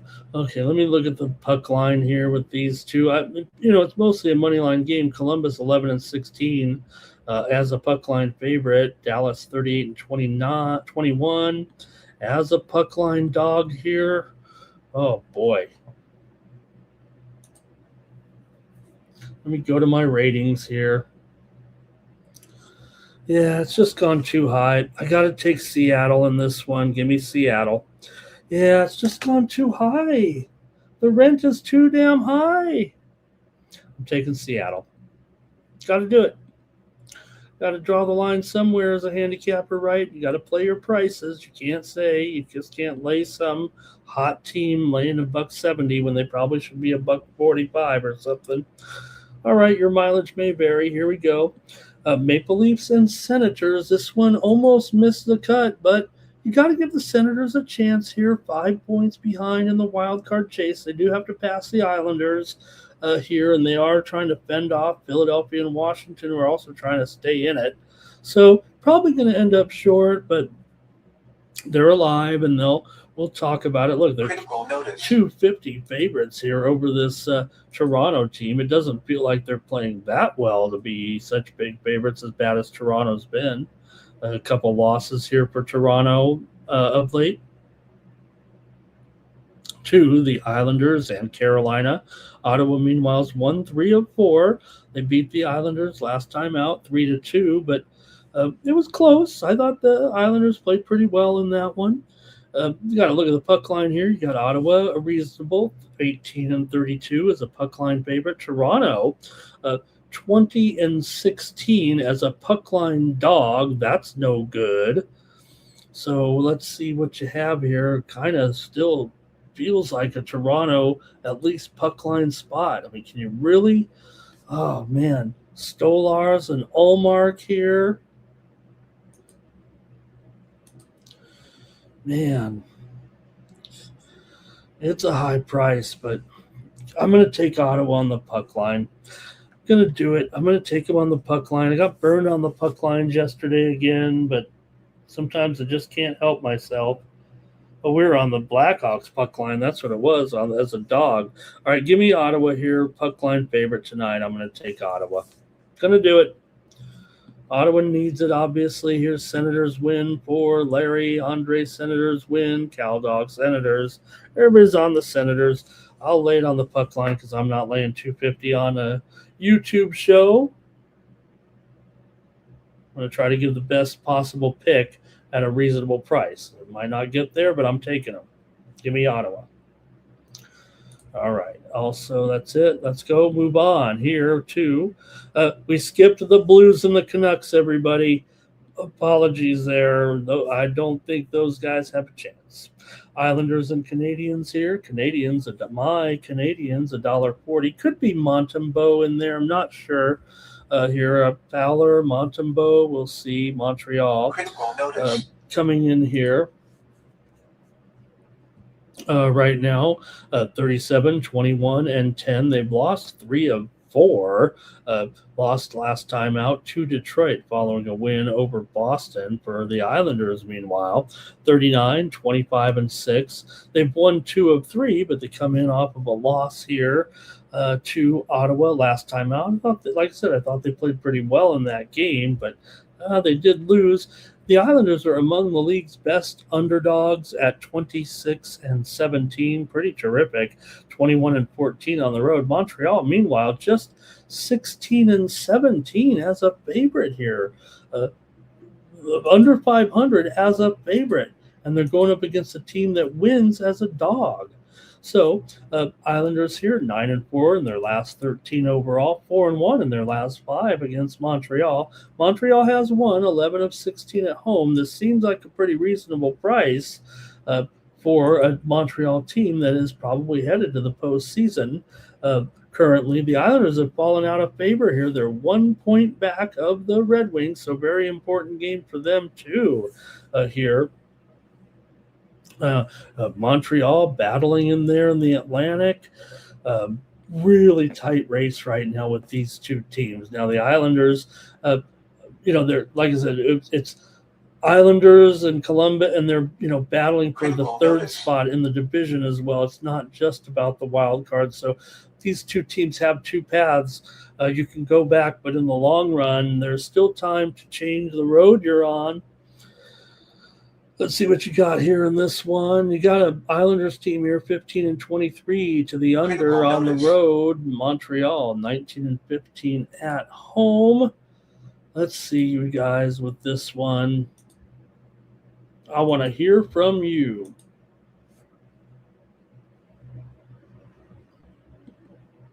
Islanders for Cal Dog. Islanders for Andre. Richie Rich is here. Says 3-2 overtime either way. And Patrick Waugh will want to beat Montreal. Yeah, he sure would. I'll do it. I'm going to take Islanders. That sounds good to me. I was taking them anyways. But all right, and Larry goes over in this one. All right, we're moving quickly here. We're almost done with the show. Thanks for joining me, everybody. Good show here. Made good time. 2 hours for a lot of sports picks. Boston taking on Detroit here. Detroit winners of 2 in a row.